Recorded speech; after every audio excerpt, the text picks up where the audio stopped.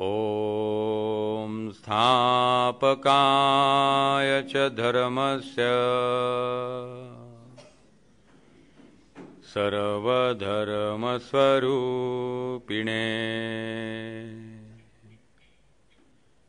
अवतारवरिष्ठाय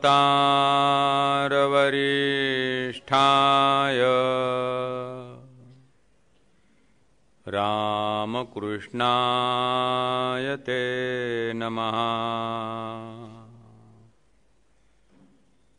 जननीं शारदां देवी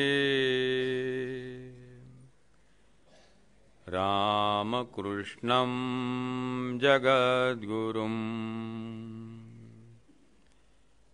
पादपद्मे तयो श्रित्वा प्रणमामि मुहुर्मुहुः। नमः श्री यतिराजाय विवेकानन्दसूरये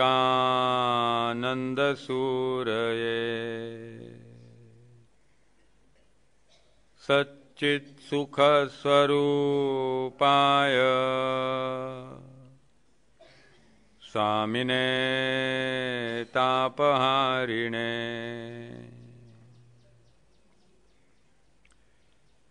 शुकासारिखे पूर्णवैराग्यजाचे वसिष्ठा परिज्ञानयोगेश्वराचे कवि वाल्मीका सारिका मान्यैसा नमस्कार मादा सद्गुरु रामदासा मनाची शते ऐकता दोष जाती मती मंदते साधना योग्य होती सढे ज्ञान वैराग्य सामर्थ्य अंगी म्हणे दास विश्वासिता मुक्तिभोगी। जय जय रघुवीर समर्थ सब संतन की जय।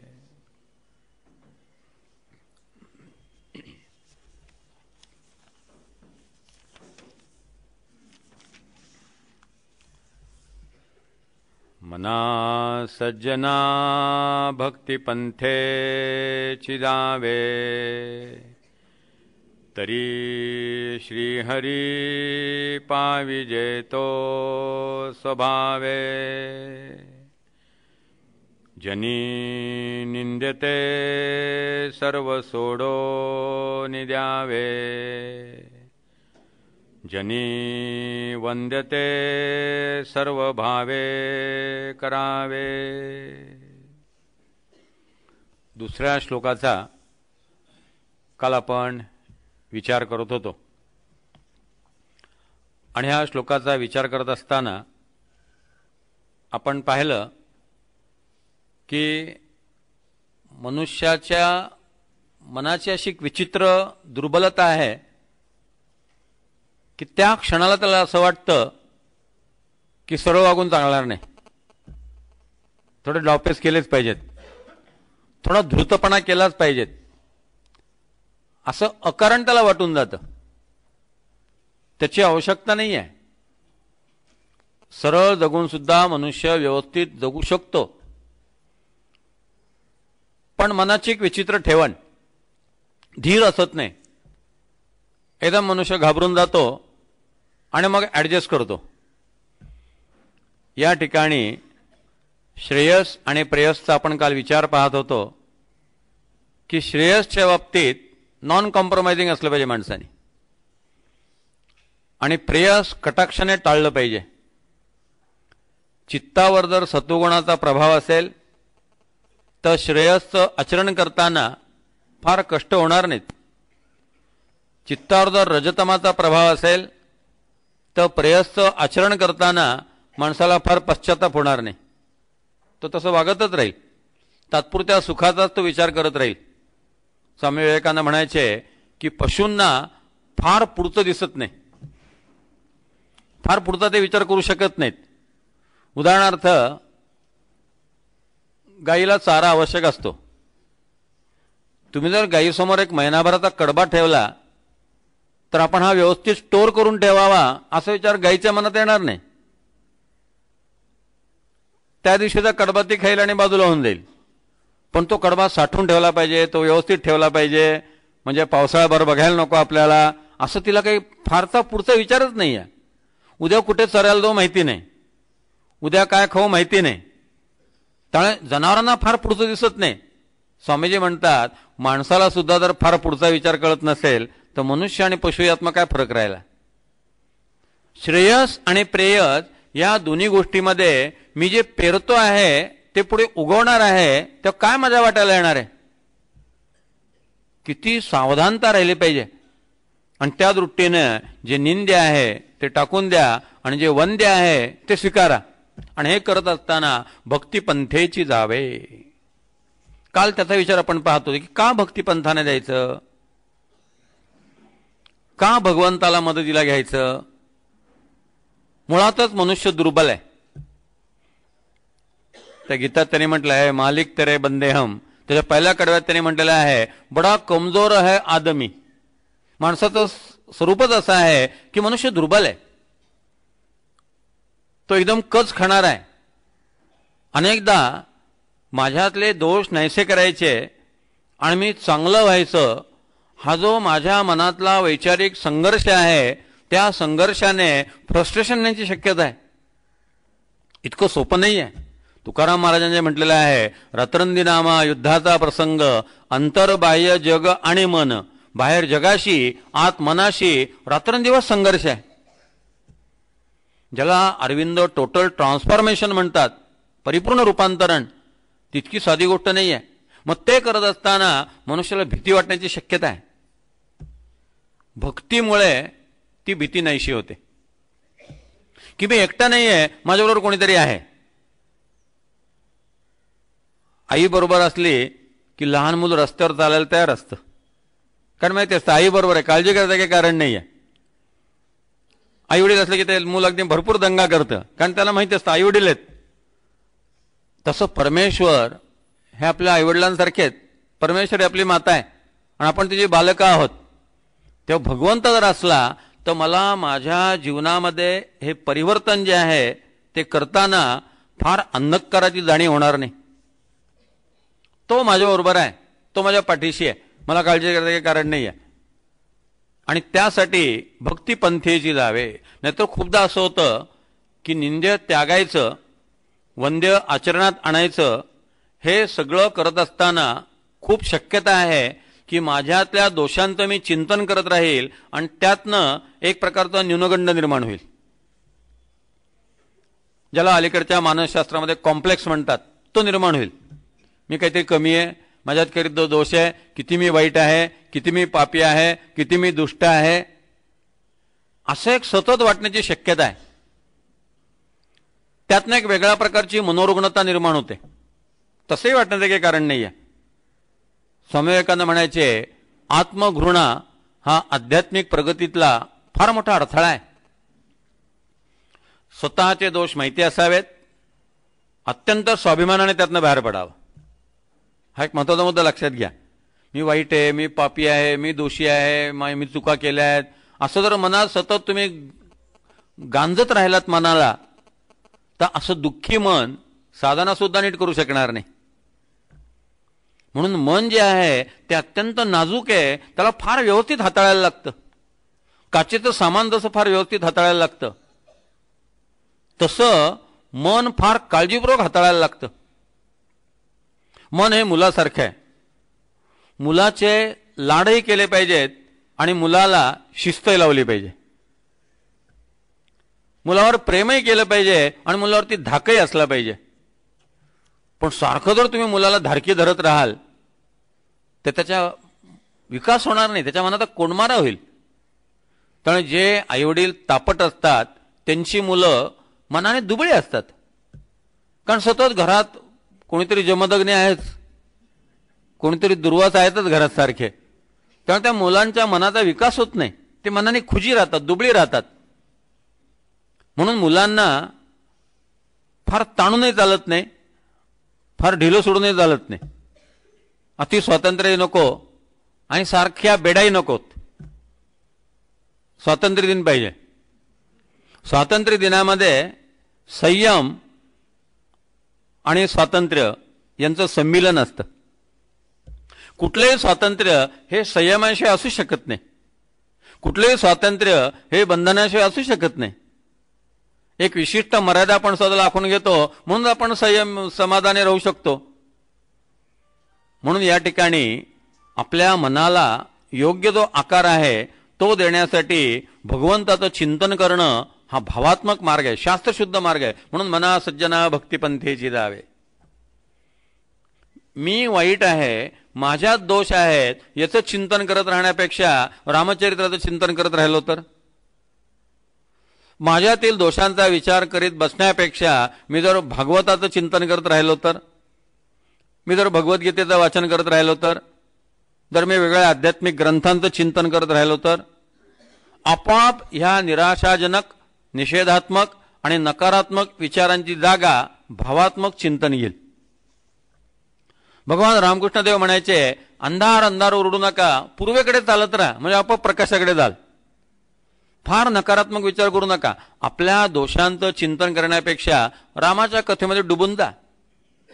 आपोआप तुमच्या लक्षात येईल की जसजशी तुम्ही रामकथा ऐकत आहात, जसजशी तुम्ही रामकथा वाचत आहात, जसजसं रामकथेचं चिंतन तुमचं सुरू आहे तसं हळूहळू तुमचं ट्रान्सफॉर्मेशन सुरू झालेलं आहे. आणि विदाऊट नोईंग तुम्हाला कल्पनाही नाही आहे की तुम्ही बदलत आहात. इतक्या स्मूथली, इतक्या सॉफ्टली, इतक्या हळुवारपणे मन बदलत राहतं. म्हणून मना सज्जना भक्तिपंथेची जावे. भक्तीचा तुम्ही आधार घ्या. म्हणजे भक्तिपंथानं आपलं जे रूपांतरण आहे तितकं ग्रॅज्युअली होईल की आपण बदलत आहोत हे सुद्धा फार लक्षात येणार नाही. तुम्ही आता फार चांगला झालो आहे त्याचा एक वेगळा अभिमान असतो. मी आता फार सुधारलेलो आहे, पूर्वीसारखा राहिलो नाही, याचा एक इगो तयार डेव्हलप होत राहतो. म्हणून पॉझिटिव्हली भक्तीच्या विचारामध्ये राहा, रचनात्मक विचारामध्ये राहा, रामाच्या चिंतनामध्ये राहा आणि भगवंताची मदत घ्या. जिथं तुम्ही कमी पडाल तिथं भगवंत तुम्हाला सहाय्य करेल. फार गोड समर्थांची ओवी आहे, आधी कर्माचा प्रसंग, कर्म केले पाहिजे चांग, जेथे पडेल किंचित व्यंग तेथे हरिचिंतन करावे. कर्म तर करावं लागेल, व्यवस्थित करावं लागेल. जिथं तुम्ही कमी पडाल तिथं भगवंताची प्रार्थना करा, तिथं भगवंताचा दावा करा. म्हणजे ज्या ठिकाणी आपली त्रुटी असेल, न्यूनत्व असेल, ती त्रुटी, ते न्यूनत्व भगवंताच्या उपस्थितीने, भगवंताच्या सहकार्याने आपल्याला दूर करता येईल. म्हणून हरी भक्तिपंथेची जावे. भक्तीच्या मार्गाचा अवलंब सगळ्या संतांनी केला. वस्तुतः अरविंद आणि विवेकानंद हे ध्यानमार्गी होते. अरविंद तासनतास एकांतात ध्यान करायचे, विवेकानंद एकांतात ध्यान करण्याच्या प्रवृत्तीचे होते. पण दोघांनी भक्तीचा पुरस्कार केला. अरविंदांनी आणि विवेकानंदांनी आपल्या शिष्यानं भक्ती आणि कर्म सांगितलं, कारण त्यांना माहिती आहे बहुसंख्य माणसं जी आहेत ही भक्तीचीच अधिकारी असतात. भक्ती मार्ग ही नगरपालिकेची शाळा आहे, सगळ्यांना ऍडमिशन, पैशाचा प्रश्न नाही, कमी फी मध्ये, काही ना फी माफ सुद्धा. त्यामुळे नगरपालिकेच्या शाळेसारखा भक्ती मार्ग आहे. सकळास येते आहे अधिकार. म्हणून सगळ्या संतांनी भक्तीचा पुरस्कार केला. माऊलींनी म्हटलेलं आहे, देखे मनुष्यजात सकळ स्वभावता भजनशीळ. मनुष्याला भजनाची आवडच आहे, स्वभावताच मनुष्य भजनप्रिय आहे. आणि त्यामुळे जर माणसाला भक्ती मार्गाने जायला सांगितलं तर तो झटकन तयार होतो. वेदांत सगळ्यांना मानवत नाही, वेदांताचे अधिकारी फार थोडे असतात. बहुसंख्य माणसं ही मनाचा विकास झालेला असल्यामुळे भावप्रवण असतात. आणि अशा भावप्रवण माणसाला भक्तिपंथेची जावे असं जर सांगितलं तर तो झटकन तयार होतो. आणि मग पुढे म्हटलेलं आहे, तरी श्रीहरी पाविजे तो स्वभावे. श्रीहरी हा तुझा स्वभावच आहे, ते तुझं स्वरूप आहे. स्वभावे हे विशेषण श्रीहरीच आहे. श्रीहरी हा माझा स्वभाव आहे. परमात्मा हा तुमचा स्वभाव आहे. जेव्हा अमेरिकेत विवेकानंदांनी व्याख्यान दिलं तेव्हा त्यांच्या कानावरती असं आलं होतं की तिकडले जे ख्रिश्चन धर्मगुरू आहेत ते लोकांना मुक्तीचा पास देतात आणि त्यानंतर तुम्ही आमच्याकडे एकदा पास घेतला की तुमच्या सगळ्या पापांचं क्षालन होईल. विवेकानंदांनी सांगितलं, वेदांत पापाचं अस्तित्व मानत नाही. या जगात पापाला अस्तित्व नाही. कोण म्हणतो तुम्ही पापी आहात? तुम्ही अमृताचे पुत्र आहात. तुम्ही भगवत स्वरूप आहात. काही कारणामुळे मनावरती मळ भाला असेल, पण त्या सगळ्यामुळे आत्मस्वरूप दूषित होत नाही. आकाशात ढग आले आणि सूर्य झाकला गेला म्हणून सूर्याची प्रभा कमी होत नाही. सूर्य आहे तसंच तेजस्वी आहे. तसं या ठिकाणी भगवंत हेच तुमचं स्वरूप आहे. आणि हे स्वरूप आहे सांगत असताना श्रीहरी हा शब्द प्रयोग केलेला आहे. पहिल्यांदा चौथ्या चरणात काय म्हणाले समर्थ, गमो पंथ आनंद या राघवाचा. ज्या पंथाने जायचा आहे तो राघवाचा पंथ म्हणून सांगितलंय. आणि आता म्हणतायत, तरी श्रीहरी पाविजे तो स्वभावे. श्रीहरी म्हणजे कृष्ण. आधी राघवाचा उल्लेख केला, आता श्रीहरी म्हणजे कृष्णाचा उल्लेख केला. याचा सरळ अर्थ असा की समर्थांच्या मनामध्ये राम आणि कृष्ण हे द्वैत नाही. ठाकूर तर नेहमीच म्हणायचे, जो राम जो कृष्ण तोची हा रामकृष्ण. आणि वेदांताच्या दृष्टीने नव्हे तर प्रत्यक्ष म्हणजे राम आणि कृष्ण हा भेद समर्थांचा एक अभंग आहे. त्यात ते म्हणतात, राम अयोध्येचा राणा आता द्वारकेशी आला, तोची नांदे पंढरीला. म्हणजे राम कृष्ण आणि विठ्ठल ही दैवत तीन नाहीत, ही तिन्ही एकच आहेत. सगळ्या संतांचं हे वैशिष्ट्य आहे. सगळ्या दैवतांचा त्यांनी स्वीकार केला. ज्ञानेश्वर महाराज हे मुळातले नाथ संप्रदाय, दत्त परंपरा, त्यांनी विठ्ठल भक्ती रूढ केली. आज महाराष्ट्रात वारकरी संप्रदाय आणि विठ्ठल भक्ती जी निर्माण झाली त्याला कारण ज्ञानेश्वर महाराज आहेत. म्हणजे ज्ञानेश्वर महाराजांचा मुळातला दत्त संप्रदाय. नाथ सुद्धा जनार्दन स्वामींचे शिष्य. जनार्दन स्वामी हे दत्त भक्त आहेत, पण नाथाने लिहिलं भावार्थ रामायण आणि भागवताच्या एकादश स्कंदावरती टीका केली. म्हणजे कृष्ण आणि राम यांच्यावरती त्यांनी ग्रंथ लिहिले आणि होते दत्त संप्रदाय.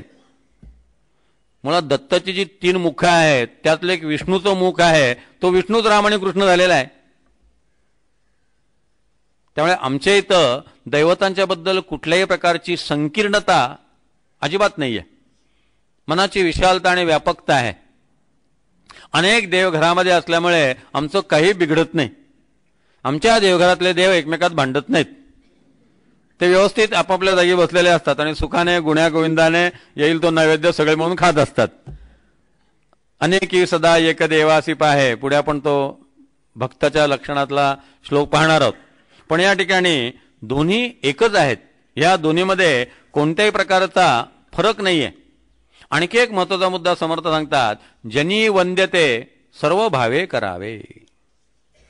ज्या गोष्टी संतांनी, काल आपण पाहिलं जनी याचा अर्थ संतांनी, जनी याचा अर्थ शास्त्रांनी, जनी याचा अर्थ महात्म्यांनी जे चांगलं सांगितलेलं आहे तसं वागायचं, त्याने जे वाईट म्हटलेलं आहे ते टाळायचं.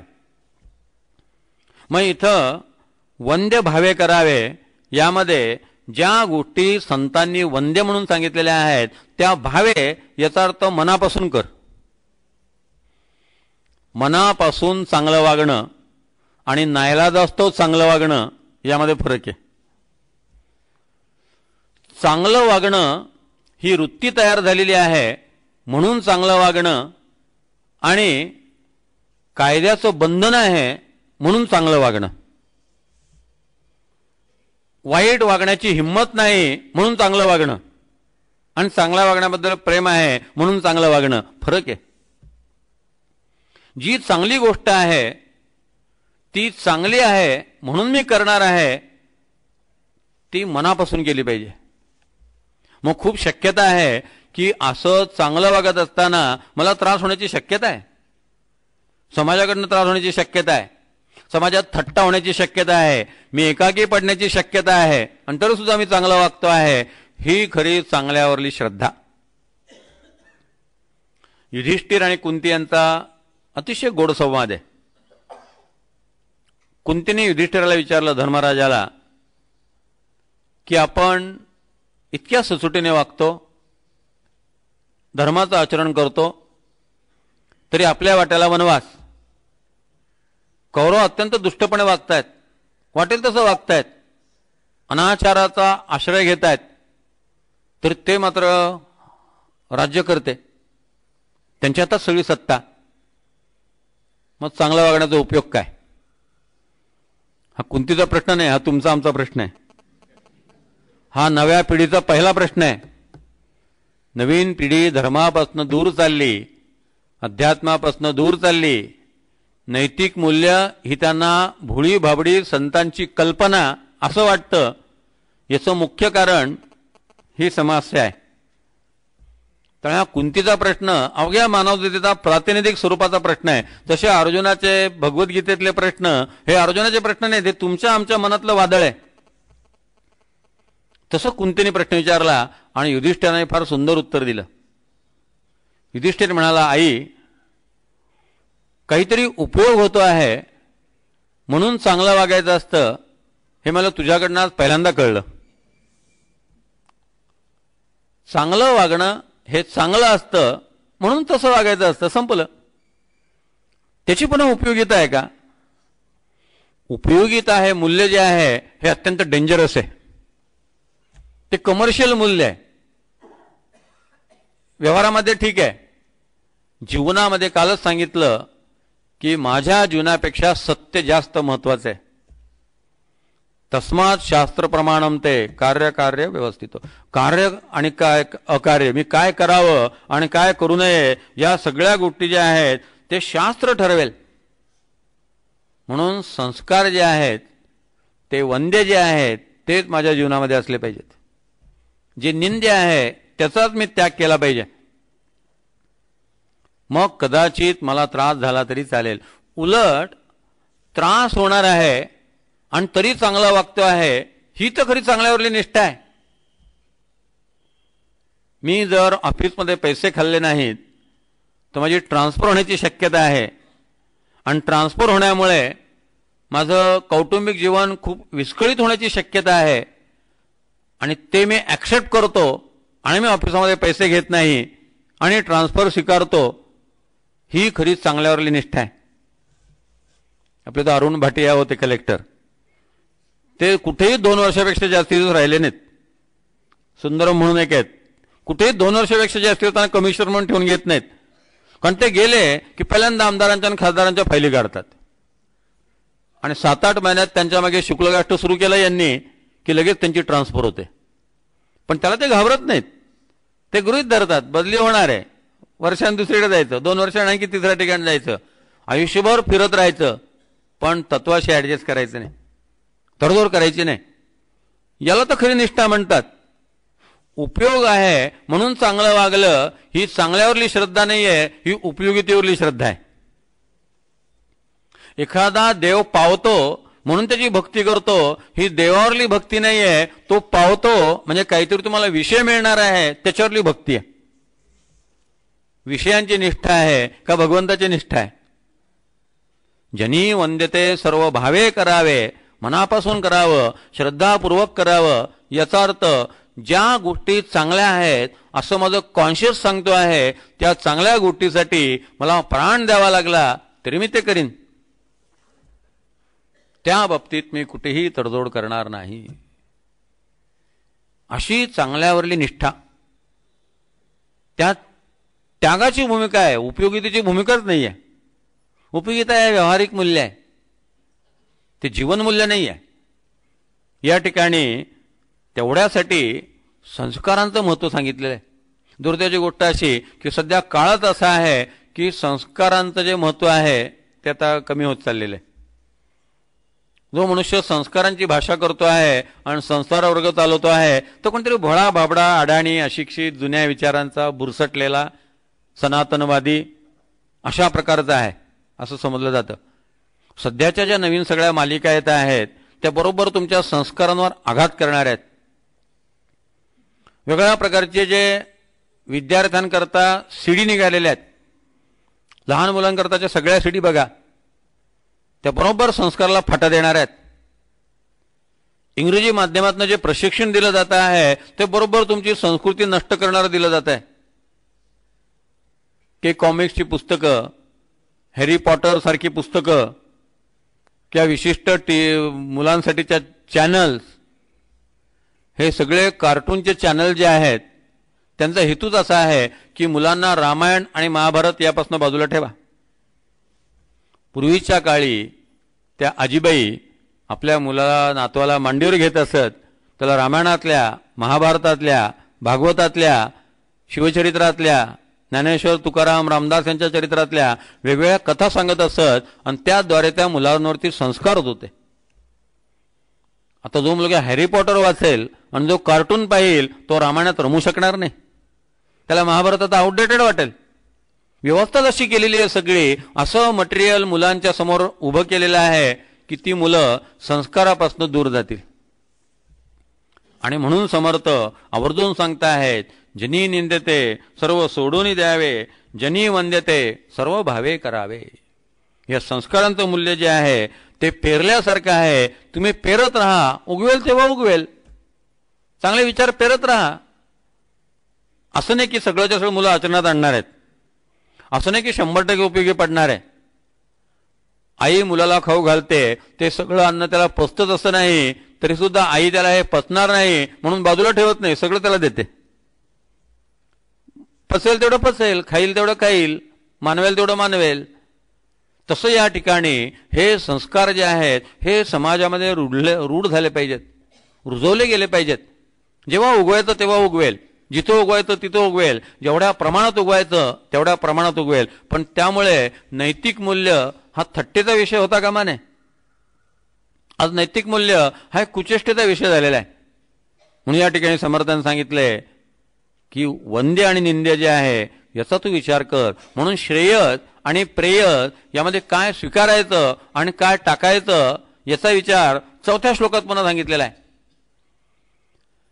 मना वासना दुष्ट कामा नये रे, मना सर्वथा पाप बुद्धी नको रे, मना धर्मता नीती सोडू नको हो, मना अंतरी सार विचार राहो. या ठिकाणी जीवनाचे 2 स्तर आहेत. 2 प्रकारचं जीवन आपल्या समोर आहे. जसं भगवंताने गीतेमध्ये 16व्या अध्यायात दैवी संपदा सांगितलेली आहे, आसुरी संपदा सांगितलेली आहे. माझ्या समोर जीवनाचे 2 स्तर आहेत. एक स्तर आहे प्रेम, माणुसकी, श्रद्धा, त्याग, तितिक्षा, ईश्वरभाव, दया, क्षमा, शांती, ब्रह्मचर्य, भगवत भाव, परोपकार, दुसऱ्याचे चांगले पाहणे, सगळ्यांना मदत करणे, हा एक जीवनाचा स्तर आहे.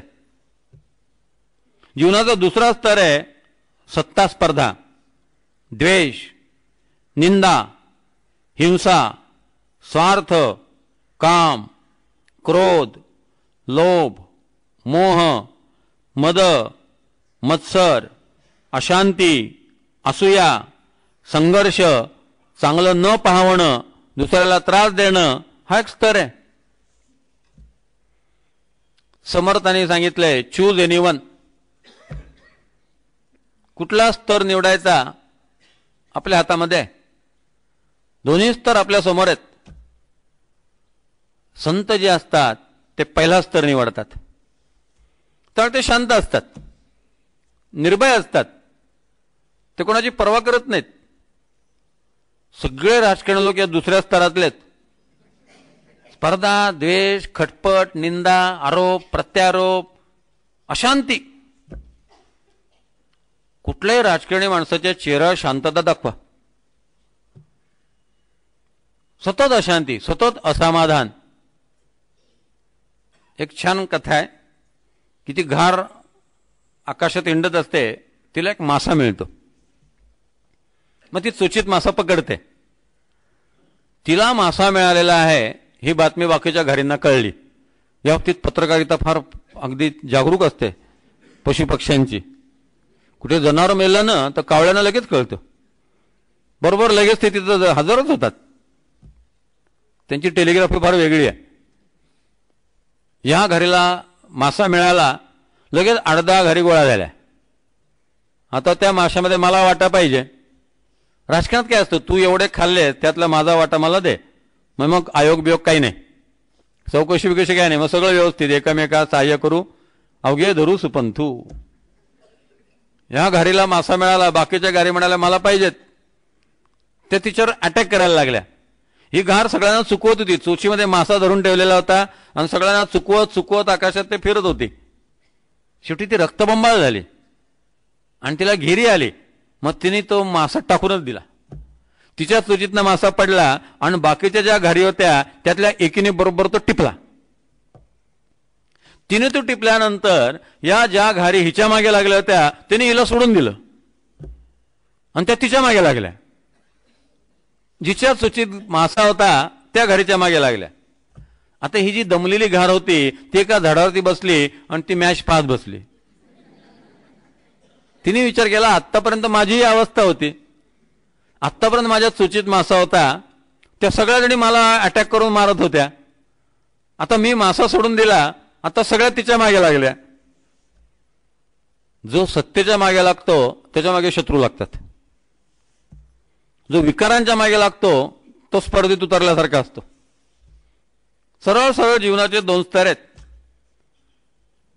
जीवनामध्ये स्पर्धा नाही याचा अर्थ कर्तृत्व नसावं अशी गोष्ट नाही आहे. या जगामध्ये जी माणसं गुण संपादन करतात, मेहनत करतात, त्यांना पैसा मिळतो. त्यासाठी अगदी स्पर्धाच केली पाहिजे असं काही नाही आहे. तेंडुलकरला यश मिळालं, अनेक लोकांना यश जीवनात मिळतं आणि सरळ मार्गाने वागून सुद्धा मिळतं. आमचे विजयराव भटकर आहेत, संगणक तज्ज्ञ जागतिक कीर्तीचे.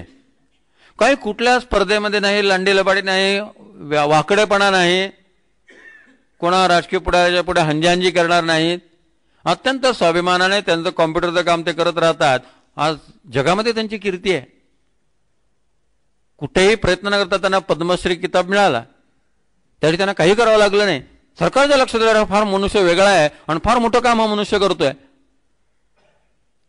भीमसेन जोशी तो काही कुठल्या स्पर्धेत नाही उतरला. लता मंगेशकर कुठल्या स्पर्धेत उतरले नाही की दुसऱ्या कोणी गाता कामा नये. कितीतरी गायकानंतर आल्या, लता मंगेशकर शिल्लक राहिली. असं नाही झालं की दुसऱ्या गायिका आल्या म्हणून लता मंगेशकरचं महत्त्व कमी झालं. ज्याच्याकडे गुणवत्ता आहे, ज्याच्याकडे सिन्सिरिटी आहे, जो प्रामाणिक आहे, तो जीवनामध्ये यशस्वी होतो. शिकागो धर्म परिषदेमध्ये प्रवेश मिळावा यासाठी विवेकानंदांना काही प्रयत्न करून उपयोग होईना. यश तो बाजूला सोडा. म्हणजे यशस्वी होण्यासाठी विवेकानंदांना काही लटपट खटपट करावी लागली नाही. मोठ्या मुश्किलीने आदल्या दिवशी प्रवेश मिळाला आणि प्रवेश मिळाल्यानंतर ज्या लोकांनी आपलं वर्चस्व प्रस्थापित व्हावं म्हणून 6 महिने धडपड केली होती ते सगळे लोक कोलॅप्स झाले आणि विवेकानंदांसारखा मनुष्य एकदम वर आला. काही त्यांनी केलं नव्हतं, ते काही स्पर्धेत उतरले नव्हते. आपण सर्वश्रेष्ठ वक्ता ठरावा असं विवेकानंदांच्या मनात सुद्धा नव्हतं. हिंदू धर्म सर्वश्रेष्ठ ठरावा हे सिद्ध करायला सुद्धा ते गेले नव्हते. जगामध्ये शांतता नांदावी, सगळ्या लोकांनी एकत्रित यावं, भारताचं तत्वज्ञान त्यांनी स्वीकारावं, त्यांचं विज्ञान आपण स्वीकारूयात आणि दोघं मिळून आनंदाने राहूयात, अशी मानवतेची सरळ सरळ भूमिका घेऊन विवेकानंद उभे राहिले आणि जगाने विवेकानंदांचा विचार स्वीकारला. याचा अर्थ प्रत्येक वेळेला आपल्याला वाईटच वागलं पाहिजे, दुष्टपणाच केला पाहिजे तरच आपण यशस्वी होऊ असं अजिबात नाहीये. टाटा बिर्ला कुठल्या स्पर्धेत उतरलेले नाही आहेत. ते आपले कष्ट करत राहिले, त्यांनी काही गुणसंपदा प्राप्त केली, पैसा त्याच्यामध्ये गुंतवला आणि जीवनात यशस्वी झाले. असं काही न करता मनुष्य यशस्वी होऊ शकतो. म्हणून व्यासाने सांगितलंय की धर्माने मनुष्याने आचरण केलं तरी सुद्धा त्याला अर्थाने काम प्राप्त होऊ शकेल. हे मी लोकांना दोन्ही हात वर करून सांगतो आहे. नच कश्चित शृणोति मे. पण लोकांना माझं म्हणणं पटत नाही.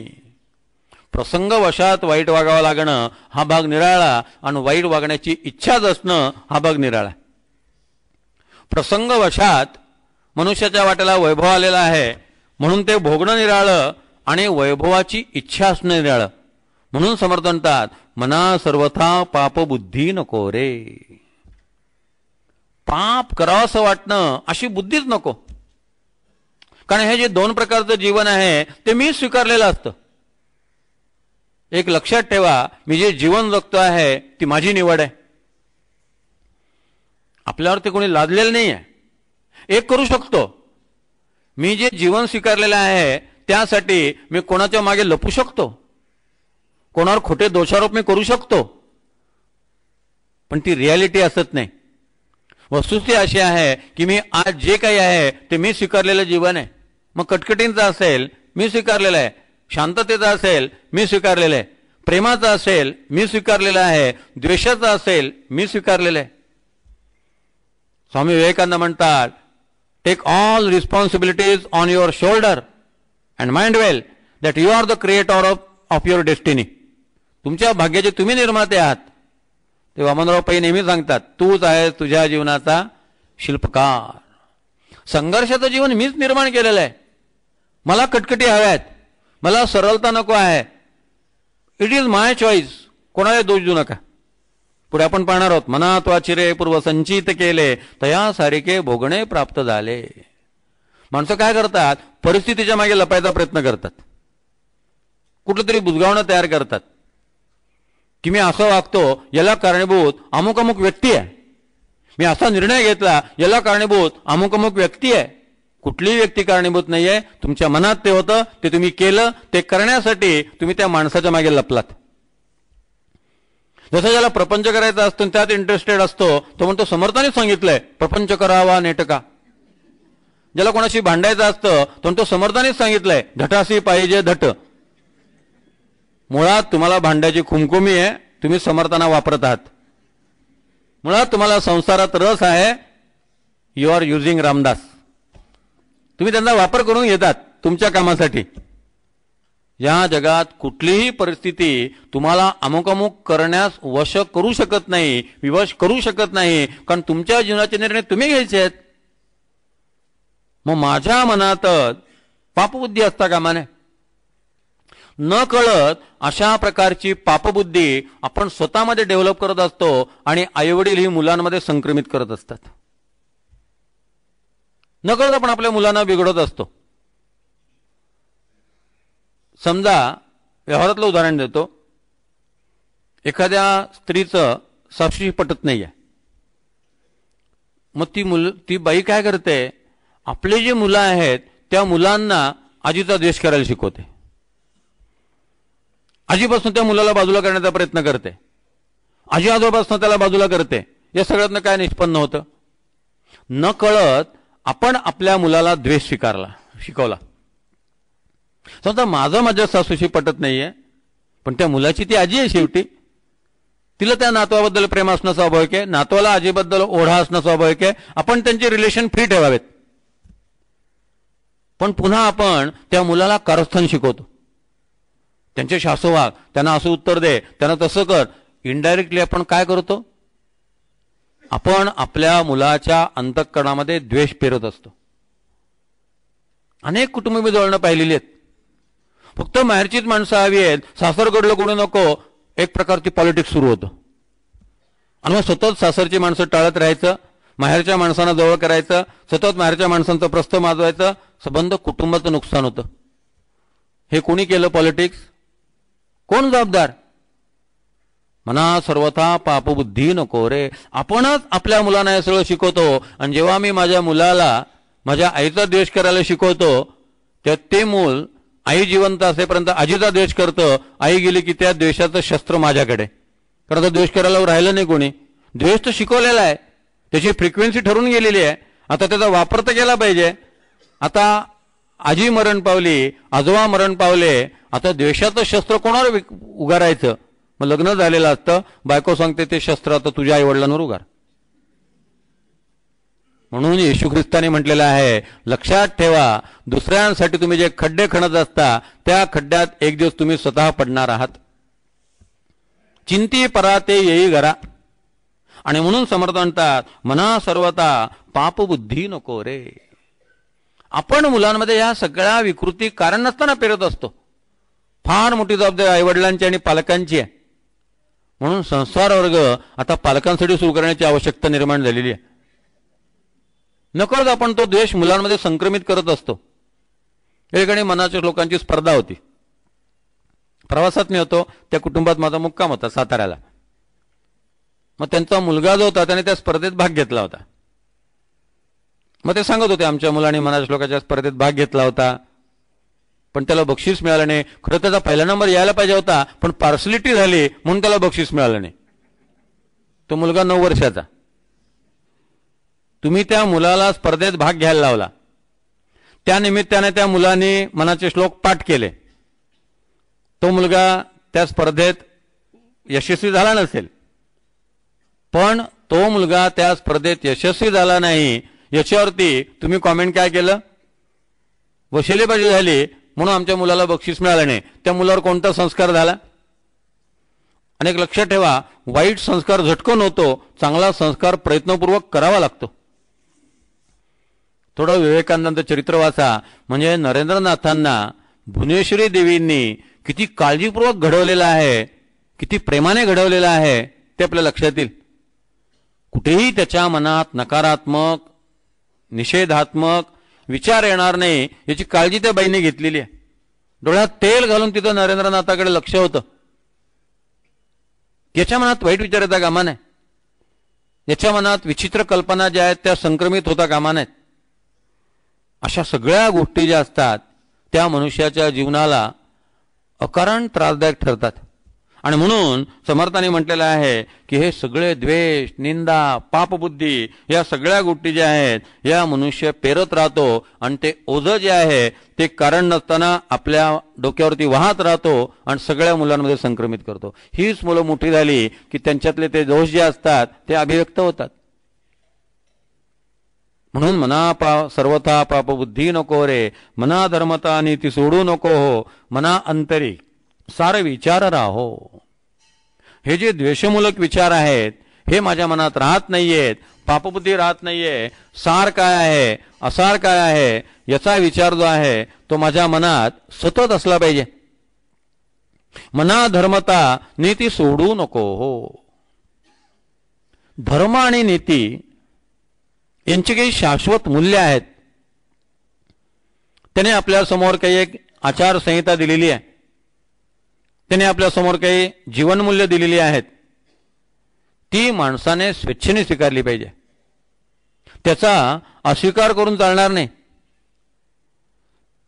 या ठिकाणी नीती आणि धर्म ह्या गोष्टी ज्या आहेत त्या मगाशी म्हटलं तसं आता सुद्धा माणसाला असं वाटतं की अमेरिकेतली नीतीची कल्पना अशी आहे, मग आपण ती कशाला पाळायची? मग आपण भारतातल्या कल्पनेपेक्षा अमेरिकेतली कल्पना स्वीकारली तर कुठे बिघडलं? नीतीच्या आणि धर्माच्या कल्पना वेगवेगळ्या ठिकाणी वेगवेगळ्या असतात. पण याचा एक साधा नियम लक्षात ठेवला पाहिजे की ज्या देशात मी राहतो आहे, ज्या धर्मात मी राहतो आहे, ज्या संस्कृतीत मी राहतो आहे, त्या धर्माच्या, त्या संस्कृतीच्या, त्या देशाच्या ज्या नीतीच्या कल्पना आहेत त्या मी ऍक्सेप्ट केल्या पाहिजे. मी राहायचं भारतात आणि अमेरिकेतल्या नीतीच्या कल्पना ज्या आहेत त्या मी इथं राबवायच्या असं नाही चालू शकणार. Live in Rome as Roman lives. रोममध्ये रोमन मनुष्य जसा राहतो तसं मी राहिलं पाहिजे. मी जर भारतामध्ये राहतो आहे, स्वतःला हिंदू म्हणून घेतो आहे, तर माझ्या धर्मानुसार, माझ्या देशानुसार, माझ्या संस्कृतीनुसार ज्या काही नीतीच्या आणि धर्माच्या कल्पना आहेत त्या मी स्वीकारल्या पाहिजे. आता तिथे जे सिंहगडच्या पायथ्याला पार्टी झाली ती कुठली संस्कृतीनुसार झाली? आपल्या भारतीय संस्कृतीनुसार ती झाली का? आज वेगवेगळे क्लब जे निघालेले आहेत त्या क्लबमधलं जे वातावरण आहे ते आपल्या संस्कृतीनुसार आहे का? या सगळ्या बाबतीत आपण पश्चिमेचं अंधानुकरण करत आहोत. आणि मग धर्म आणि नीतीबद्दल कोणी काही सांगायला लागला की लोक म्हणतात कसला धर्म, कसली नीती, या सगळ्या गोष्टी कालबाह्य झालेल्या आहेत.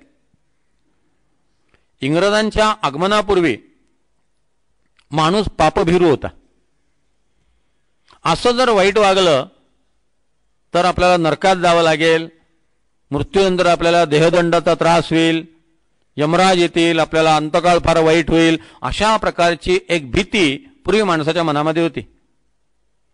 इंग्रजी शिक्षणाचा सर्वात मोठा दुष्परिणाम जर कोणता झाला असेल तर मनुष्य पाप करायला निर्ढावला. तो काय घाबरत नाही, त्याला पापाची भीती वाटत नाही. पाप हे त्याला पाप वाटत नाही, भ्रष्टाचार हा त्याला भ्रष्टाचार वाटत नाही, दुराचार हा त्याला दुराचार वाटत नाही, अनिती ही त्याला अनिती वाटत नाही. हा इंग्रजी शिक्षणाचा सर्वात मोठा दुष्परिणाम आहे. म्हणून इंग्रजांची कल्पना काय आहे की तुम्ही त्या नटाचं कॅरेक्टर बघा, त्याचं खाजगी वागणं बघू नका. मुन्नाभाई काम चांगलं करतोय ना, मग त्याने कुठली रायफल कोणाला दिली याचा जास्त विचार करू नका, त्याची ऍक्टिंग बघा.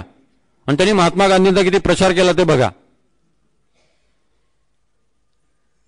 अहो, संजय दत्तला अटक झाल्यानंतर वेगवेगळ्या मीडियाने त्याच्या दुर्वर्तनाचं जे समर्थन केलेलं आहे ते शिवाजी महाराजांच्या काळात करायला पाहिजे होतं.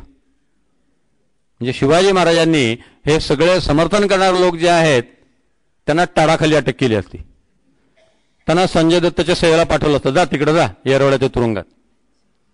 किती वाईटाचं समर्थन करायचं.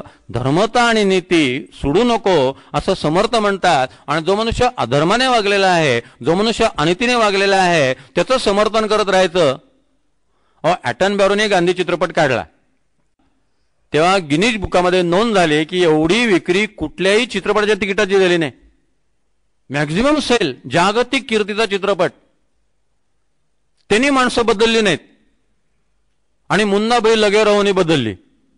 किती खोटा प्रचार आहे. म्हणजे एखाद्या वल्गर माणसाने टिनपट चित्रपट काढला तर त्यांनी लोक बदलतात, त्यांनी जीवन बदलतं. आणि ॲटनबरोने खरोखर महात्मा गांधी आपल्यासमोर साकार केले, त्यांनी बदलत नाही. म्हणजे पत्रकारांची सुद्धा षडयंत्र जे आहे ते लक्षात घेण्यासारखे आहे. अधर्म आणि अनिती याचं समर्थन करण्याचा वसा जो आहे तो मीडियाने घेतलेला आहे. जे वाईट आहे त्याला इतकी प्रसिद्धी दिली जाते, जी अनिती आहे त्याची इतकी प्रतिष्ठापना केली जाते, त्याला इतकी सामाजिक प्रतिष्ठा प्राप्त करून दिली जाते. आणि हे सगळे करणारे बहुसंख्य सज्जन लोक असतात. म्हणून काल जे मी सांगितलं की सज्जन माणसं या पृथ्वीचा नर्क करायला बरेचसे कारणीभूत आहेत. का भीष्म गप्प बसले, का द्रोणाचार्य गप्प बसले, का उठून दुर्योधनाच्या एक मुस्कडीत मारली नाही, का दुःशासनाच्या एक मुस्कडीत मारली नाही. याचा अर्थ कुठेतरी सज्जन मनुष्य सुद्धा कचखव धोरण स्वीकारतो, कुठेतरी सज्जन मनुष्य सुद्धा या वाईटाला बॅकिंग देतो. धर्मता आणि नीती ही तू सोडू नको असं समर्थ म्हणतात ते तेवढ्यासाठीच की अशा वाईटाला प्रतिष्ठा प्राप्त करून देण्यासाठी समाज टपलेलाच आहे. समाजातली काही वाईट माणसं आहेत त्यांना माहिती आहे की एकदा वाईटाला अशा प्रकारची जर प्रतिष्ठा प्राप्त झाली तर आम्हाला वाईट वागायला रान मोकळं राहील आणि पुन्हा आम्ही वाईट ठरणार नाही, आम्ही पुन्हा सज्जन आहोतच, कारण त्याला सँक्शन मिळालेलं आहे, समाजामध्ये ते रूढ झालेलं आहे. म्हणून आपल्याला नीती, धर्म, संस्कृती यांच्या कल्पना ज्या आहेत त्या परदेशातल्या घेऊन चालणार नाहीत. आपल्या देशामध्ये आपल्या ऋषीमुनींनी ज्या कल्पना मांडलेल्या आहेत ते त्यांनी पूर्वी चिंतन केलेलं आहे, विचार करून ऋषीमुनींनी ठरवलेलं आहे. म्हणून ज्ञानेश्वर महाराज म्हणतात की जी गोष्ट करा असं शास्त्र सांगते ती प्राण गेला तरी करा, आणि जी गोष्ट करू नका असं शास्त्र सांगतं ते अजिबात करू नका. शास्त्र जर विष प्या म्हणत असेल तर विष प्या, पण शास्त्राला सोडून वागू नका. इतकं ज्ञानेश्वर महाराज शास्त्राचं समर्थन करतात. याचं कारण आमच्या ऋषीमुनींनी, आमच्या पूर्वासुरींनी खूप प्रयोग करून, खूप चिंतन करून, खूप साधना करून हे नियम ठरवलेले आहेत. मी काहीतरी 4 पुस्तकं शिकलो आणि बुद्धिप्रामाण्य आणि बुद्धी स्वातंत्र्य मला निर्माण झालं आणि माझ्या बुद्धीला ते पटत नाही म्हणून मी ते स्वीकारणार नाही, हा माझा बौद्धिक अहंकार आहे. मग इतके वर्ष ज्यांनी चिंतन केलेलं आहे ते मूर्ख आहेत आणि मी एकटा बरोबर आहे म्हणून पाप आणि पुण्याच्या कल्पना ज्या आहेत, धर्म आणि नीतीच्या कल्पना ज्या आहेत, त्या माझ्या मनाने ठरणार नाही, त्या संत सांगतील. म्हणून माऊलीने म्हटलेलं आहे, शास्त्र म्हणेल सांडावे ते राज्य ही तृण मानावे, जे घेववी ते न म्हणावे विषही विरुद्ध. शास्त्र सांगत असेल तर विष प्राशन करा, शास्त्र राज्याचा त्याग करा सांगत असेल तर गवताच्या काडीचा आपण त्याग करतो तसं राज्य फेकून द्या, पण माझ्या आवडीनिवडीनुसार ठरणार नाही. हे ठरेल आमच्या ऋषींनी जे सांगितलेलं आहे त्यानुसार ठरेल. म्हणून धर्मता आणि नीती या सगळ्या गोष्टी ज्या आहेत मी सोडून चालणार नाही. नुसतं कलावंताची कला पाहून चालणार नाही, त्याचं आचरण सुद्धा पाहावं लागेल. नाही तर स्टेजवरती सगळ्या भूमिका ज्या आहेत पडद्यावरती त्या सगळ्या देशभक्तीच्या आहेत आणि बाहेरचं वागणं जे आहे ते देशविघातक आहे. मग अशा माणसाचे चित्रपट जेव्हा आपण बघू त्या चित्रपटाद्वारे सुद्धा आपल्यामध्ये देशद्रोहाचे संस्कार संक्रमित होतील. म्हणून नीती आणि धर्मता स्वीकारताना खूप काळजी घ्यावी लागते आणि खूप बारीक मापपट्ट्या ज्या आहेत त्या वापराव्या लागतात. जसं कोळसा मोजायचा असेल तो मोठा काटा चालेल, सोनं मोजायचं असेल तर तो तराजू चालणार नाही. सोन्याचा तराजू वेगळा आहे. जीवनमूल्य ही कोळशासारखी नाही आहेत, ती सोन्यासारखी आहेत. त्याची मापपट्टीच फार निराळी आहे. तिथं सवलती भानगड नाही आहे. तिथं आपलाच मनुष्य आहे, जाऊ द्या त्यात काय एवढं चुकलं असेल, ही तिथं भानगड नाही आहे. तिथं क्षमा आहे, तिथं कठोरता नाही आहे, तिथं निष्ठुरता नाही आहे. कारण क्षमा नसते तर भगवंतानी म्हटलंच नसतं, अपिचे सुदुराचारो भजते मामनन्य भाग साधुरेव समंतव्या सम्यक व्यवसितो हि सा. जर कठोरता असती तो वाल्याचा वाल्मिकी झाला नसता, मग अंगुलीमाल बदलला नसता, मग गिरीश बाबूंना रामकृष्णाने दारात उभं केलं नसतं. इथं गुन्ह्याला क्षमा आहे, गुन्ह्याचं समर्थन नाही आहे, गुन्ह्याचा बडेजाव नाही आहे, गुन्ह्याचं ग्लोरिफिकेशन नाही आहे. या ठिकाणी जे पाप आहे ते पाप आहे, जे सत्य आहे ते सत्य आहे. आणि म्हणून मना धर्मता नीती सांडू नको रे, मना अंतरी सार विचार राहो. माझा आत काय सार आहे, काय असार आहे, काय योग्य आहे, काय अयोग्य आहे, हे सतत जागा असलं पाहिजे. आणि जर मनुष्य रोज जप करत असेल, रोज ध्यान करत असेल, रोज साधना करत असेल तर त्याचा हा कॉन्शियस जो आहे तो बलवत्तर असतो. नाही तर कॉन्शियस दुबळ होऊन जातो. नुसत्या वाचनाने कॉन्शियस बलवान होणार नाही. उपासनेने त्या कॉन्शियसला एक सामर्थ्य प्राप्त होतं की नाही, हे कॉन्शियसच्या विरुद्ध मी नाही करणार. मग त्यासाठी काही त्रास झाला तर तो त्रास मी सहन करीन. ही जी शक्ती आहे, ही हिंमत आहे, ही भक्तीतनं येते. म्हणून भक्तिपंथीची जावे. आणि जितका मनुष्य धर्माला आणि नीतीला धरून राहतो तेवढा त्याचा कॉन्शियस आणखी स्ट्रॉंग होतो, जितका तो आणखी बलवान होतो, तितका तो बेपरवाई होतो. बेपरवाई अशा दृष्टीनं की या सगळ्याचे जे काही परिणाम होतील ते मी भोगीन, पण मी तत्वाशी ऍडजस्ट करणार नाही, मी तत्वाला ठाम राहीन. आणि म्हणून धर्मता आणि नीती या सगळ्या गोष्टी ज्या आहेत त्या तू ठामपणे अंतःकरणात बाळग, आणि जी पापबुद्धी आहे ती टाकून दे, असं समर्थांनी सांगितलं. पुन्हा श्रेयस आणि प्रेयस विचारात समर्थांनी मुळासकट सुधारणा सांगितलेली आहे. पुढच्या श्लोकात ते म्हणतात, मना पाप संकल्प सोडो निद्यावा, मना सत्य संकल्प जीवी धरावा, मना कल्पना ते नको विषयांची, विकारे घडे हो जनी सर्वचीची. दोन शब्द आहेत. पुन्हा मगाशी म्हटलं तसं श्रेयस सत्यसंकल्प, प्रेयस पापसंकल्प. दमन जे आहे त्या दमनामध्ये ओढाताण आहे. इंद्रियांचं दमन आहे. इंद्रियांच्या दमनामध्ये खूप शक्यता आहे की इंद्रिय दुर्बल होतील आणि मन दुःखी होईल. इंद्रियांचं दमन केल्यामुळे इंद्रियांची शक्ती क्षीण होऊ शकते आणि मन दुबळ होऊ शकतं. पण मनाने समजावून सांगितलं तर, मनाच्या स्तरावरती जीवनात बदललं तर. समर्थांचं वैशिष्ट्य असं की ते म्हणतात की संकल्पाच्या स्तरावरतीच जीवन बदलून टाका. जर वाईट संकल्पच केला नाही तर वाईट विचार चालू राहतील का? वाईट संकल्प नाही त्यामुळे वाईट विचार नाही, त्यामुळे वाईट कृती नाही, त्यामुळे दमनाचा प्रश्न नाही. नाही तर खूपदा काय होतं, ज्ञानेश्वर महाराजांनी दृष्टांत दिलेला आहे की झाडाच्या फांद्या तोडायच्या आणि मुळाला पाणी घालायचं. आता फांद्या तोडून जर मुळाला पाणी घातलं तर ते मूळ वाढतच राहणार, झाड वाढतच राहणार. मनाने पापाचा संकल्प करायचा आणि शरीराने आपल्या हातून पाप घडू नये याच्यासाठी प्रयत्न करायचा. याच्यामध्ये एक प्रकारची ओढाताण आहे, एक प्रकारचा संघर्ष आहे. मनाने जर पाप केलं नाही तर, मनानेच पापाचा संकल्प सोडला नाही तर, सर्वात पहिल्यांदा आपल्या हातून जे पाप घडतं ते मानसिक स्तरावरती संकल्पाने घडतं.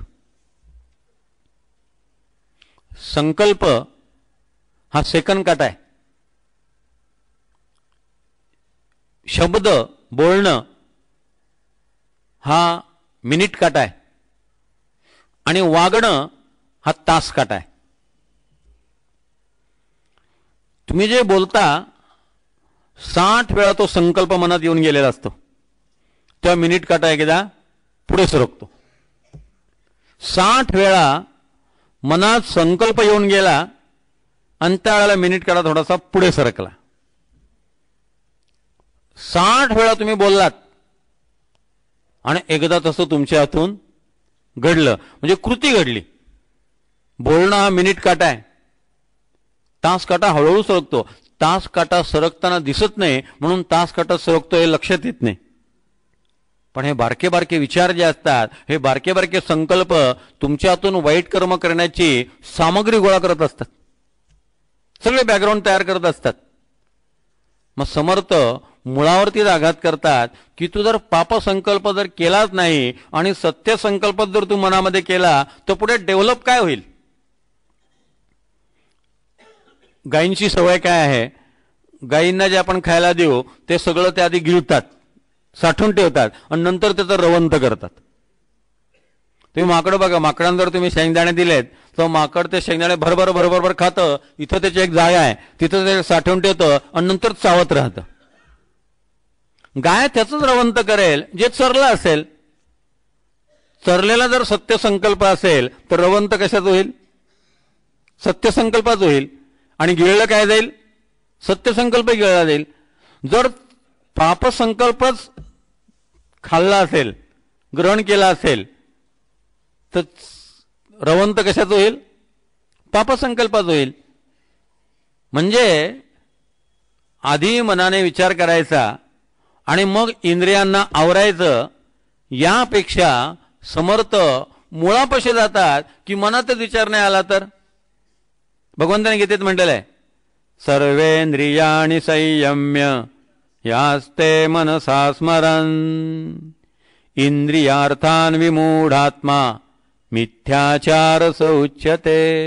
अशा माणसाला दांभिक म्हटलंय भगवंताने की मनाने विषयाचं चिंतन करतो आणि इंद्रिय आवरण्याचा प्रयत्न करतो. त्यातनं कॉम्प्लेक्स निर्माण होतो, त्यातनं मनोविकृती निर्माण होते, त्यातनं सायकिक पेशंट निर्माण होऊ शकतात, मनोरुग्णता तयार होऊ शकते. म्हणजे आतल्यात एक प्रकारची विकृती तयार होते की मनाने विषय हवा आहे आणि शरीराने टाळतो आहे.